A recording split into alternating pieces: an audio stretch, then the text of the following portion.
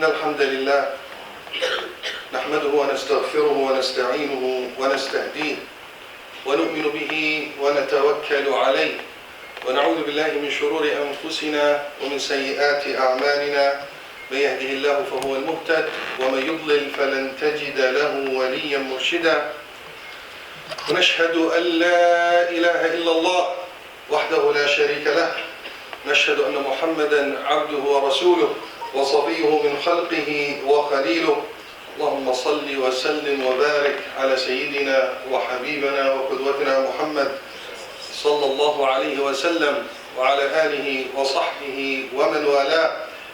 عباد الله، أوصيكم ونفسي المقصرة أولا بتقوى الله فاتقوا الله حق تقاته ولا تموتن إلا وأنتم مسلمون ثم أما بعد. My dear brothers and sisters in Islam, in our khutbah today, inshallah, we'll be addressing a very important concept in tarbiyah, especially for the little ones. In the midst of all the challenges that we have living as a minority or anywhere on earth right now, it is quite challenging to raise a generation of strong believers, proud believers that will be able to live life as Allah subhanahu wa ta'ala would will for us to be lived and enjoy the success in dunya and akhirah that exist in this great system and teachings of Muhammad sallallahu alayhi wasallam. And the concept is about the role models. Allah subhanahu wa ta'ala in Surah Al-Ahzab told us, بعد أعوذ بالله من الشيطان الرجيم لقد كان لكم في رسول الله أسوة حسنة لمن كان يرجو الله واليوم الآخر وذكر الله كثيرا. This ayah, as clear as it is, Allah subhanahu wa ta'ala is addressing us, informing us and ordering us, as per ulama tafsir, that Rasulullah sallallahu alayhi wa sallam is the best role model. So it's both a statement and amr, which means we have to follow Muhammad sallallahu alayhi wa sallam as a role model to whom? لمن كان يرجو الله واليوم الآخر, the one that is seeking the pleasure of Allah subhanahu wa ta'ala and is seeking the best results in the hereafter. وَذَكَّرَ اللَّهَ كَثِيرًا. As if these are the results of the outcomes of those that take Rasulullah sallallahu alayhi wa sallam as a role model. So if you think about it, how do you want your children to grow? How do you want them to be when they get older? Do you want them to be from those that seek the pleasure of Allah subhanahu wa ta'ala and succeed in the hereafter? Do you want them to be from al-dhakirin? This is the formula. Take Rasulullah sallallahu alayhi wa sallam as a role model. And role model, my dear brothers and sisters, is one of the most important principles of tarbiyah. I'm not just talking about Islam here. I'm talking ulama al-tarbiyah, the experts in development. First thing they talk about is role models. Because role model is what shapes up the personality of any human, not just children, by the way. But it gets really critical when it comes to children. And this topic is becoming really, really important nowadays for three factors that I want to talk about. Three important observations, if you will, that show us how important this topic is, where everybody is focusing on, except parents. إِلَّا مَنْ رَحِمَ رَبِّي. Point number one, as a Muslim community with very rich history, global history, we see that the Muslim role models almost do not exist in our lives. I mean, unless you are really, really into studying your heritage, your history, your deen, a lot of us don't know our role models. As if they were deliberately hidden from us. An ummah of almost 1,500 years of history and great achievements. Where are our role models? Where are our successful examples? We have a lot of production and a lot of people that we don't know about. Worse, we don't know much about our beloved Prophet Muhammad ﷺ, who's the best of role models. Number two, a lot of people today, especially teenage, maybe youth, early, late 20s, are really engaged and focused on celebrities and stars, whether it's in sports or any field, but are so engaged with those celebrities and stars to a point where we all realize how they are striving to become like that. That attachment poses a lot of danger that we're going to talk about in a second. Number three, which I'm sure you all will relate to. Our children, our beloved young ones, we all know how they're attached nowadays to the concept of superheroes that exist in their cartoons, in their toys, in movies, billboards, advertisements, as if superheroes mentality is what drives their life.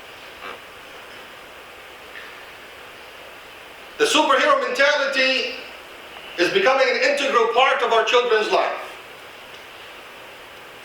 And mashallah, they have a selection of superheroes that some of them are more closer to their personality than others.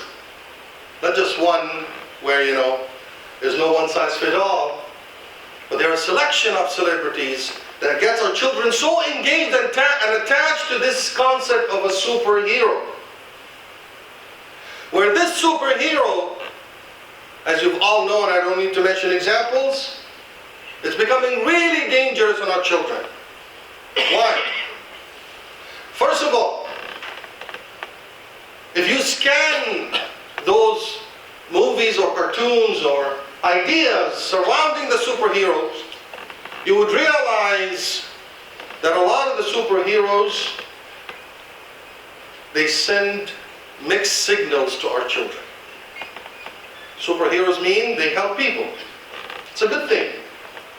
They put themselves in danger for others. It's a very good thing. They come from far away to attend the call of a distressed or the needy. Very good thing. However, those superheroes, most of the time, they don't have the akhlaq that we want. It could be an alcoholic superhero, which we've seen.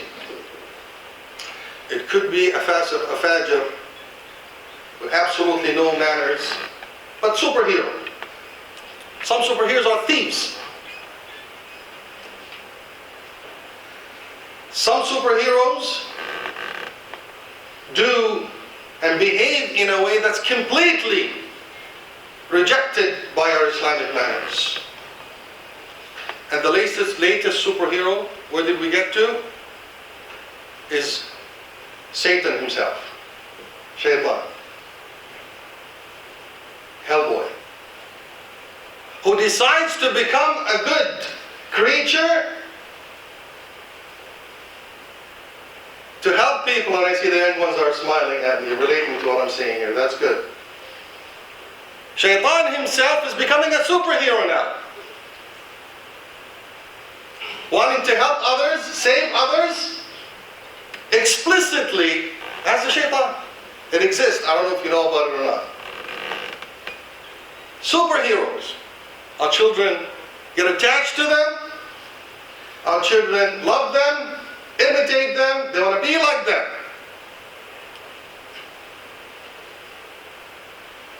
And subhana rabbi al-azim, this is tazyin su' al-amal.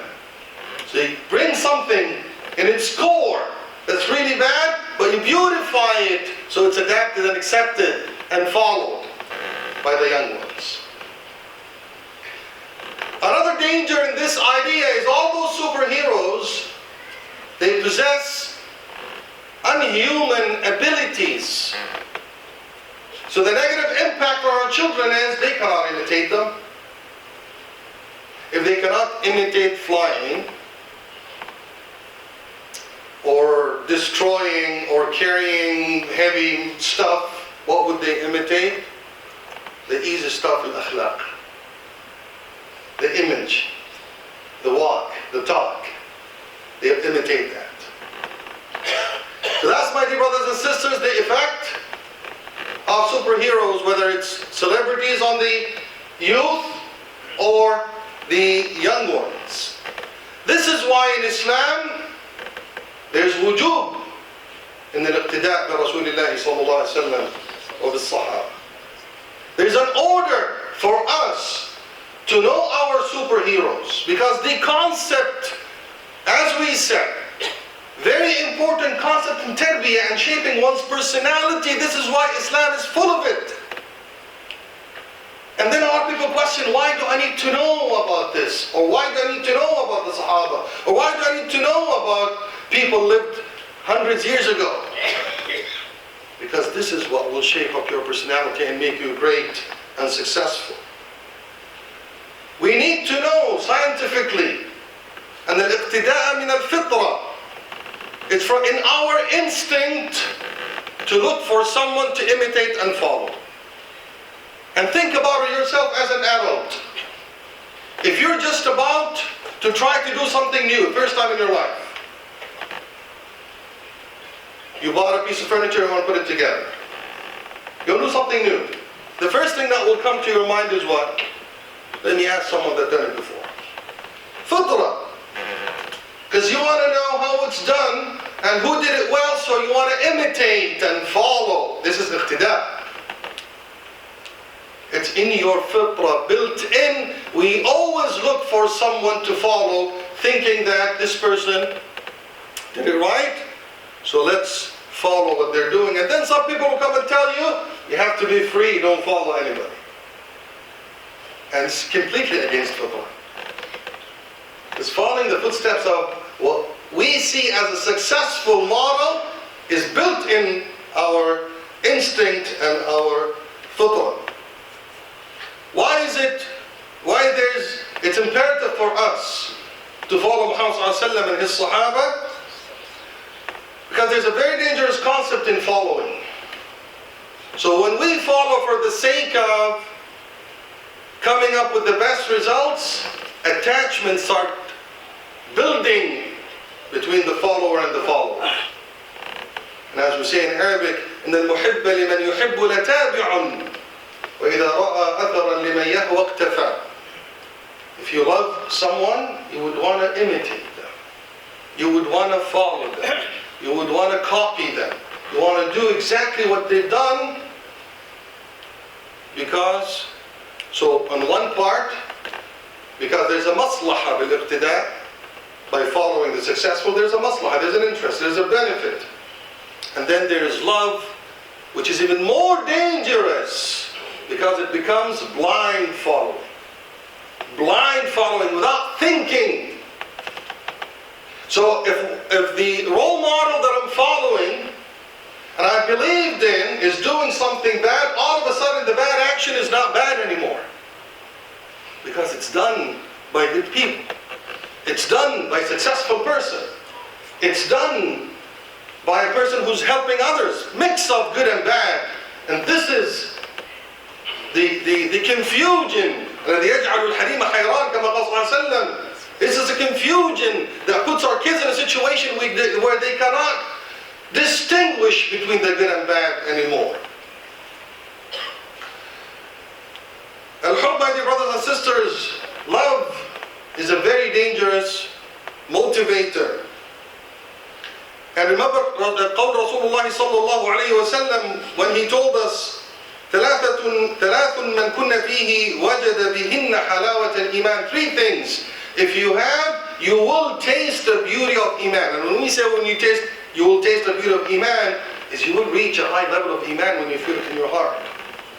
One of them, من كان الله ورسوله أحب إليه ممن سواهما. If Allah subhanahu wa ta'ala and His messenger is more beloved to you than anything else or anybody else, why hub? Why we hear all these stories about hub? Rasulullah and his Sahaba, Umar, Qissat Umar, the importance of loving.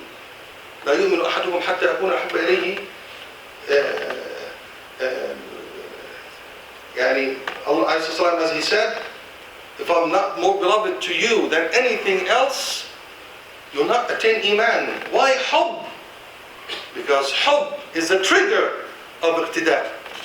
Because hub is what allows you to focus on following one's footsteps and imitating his acts. And who's better than Muhammad ﷺ to be imitated?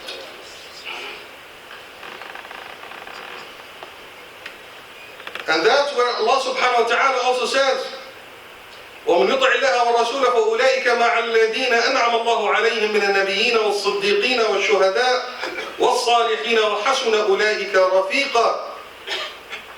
مَرْءٌ مَعَ مَنْ أَحَبَّ كَمَا قال صلى الله عليه وسلم. Those who love will follow. Those who follow will end up at the level of Siddiqeen and Shuhada and martyrs and the righteous in the Akhirah, which is a place where we all, inshallah, want to be. Another important point in following, in imitating, in copying, which is again, it's not a bad thing, because I tell you something. In business, first thing that people are subjected to when they have new jobs is they study the best practices. So don't let people fool you and say you're a free person, don't follow anybody. It's a trap. We all follow successful people. In your workplace, you study the best practice done by people. In your school, you study work done by other people. Everywhere we are, we follow people. Everywhere, everything we do, we follow best practices because it was done the best this way. Sometimes things don't make sense, but people still follow because it becomes a habit. Following Rasulullah ﷺ is extremely important. Why? Because Rasulullah ﷺ is the manifestation of Islam. Quran yamshi ala al-ard. Sallallahu Muhammad ﷺ. He is the application of Quran. He is the application of Islam. When we get instructions and we read them, sometimes they go over our heads. We don't know what it means. Okay, you tell me, I want to build this. Fine. Detailed instructions. Fine. But I don't know how to hold the tools. I might have to have 5-10 trials till I get it right. But if there's someone with me that I can follow step by step, things would make more sense. Things become easy. And this is why in the Ayah al-Kareemah that was revealed in Surah Al-Ahzab, very important ayah, as Ibn Kathir said, rahmatullah alayh, هذه الآية أصل كبير في التأسي برسول الله صلى الله عليه وسلم في أقواله وأفعاله وأحواله. This is the principle ayah in ordering us to imitate Rasulullah sallallahu alaihi wasallam in his everything he said, in his saying, in his actions, in his words. And it's the direct order. ولهذا أمر الناس بالتأسي بالنبي صلى الله عليه وسلم يوم الأحزاب. In the battle of Ahzab, when it was referring to it was very tough situation on all Muslims. That's where Muslims were ordered to follow ﷺ, to copy him, to copy his what? At that difficult time, في صبره ومصابرته ومرابطته ومجاهدته وانتظار الفرج من ربه عز وجل. One of the most difficult situations that Muslims saw during Al-Ahzab, here is a manifestation of a real believer, Rasulullah ﷺ, in front of people. Not just words, seeing him, how he's dealing with the situation. And this is where Muslims realize the importance of loving Rasulullah ﷺ and following Rasulullah ﷺ. أقول قولي هذا واستغفر الله لكم فاستغفروه فيا فوز المستغفر.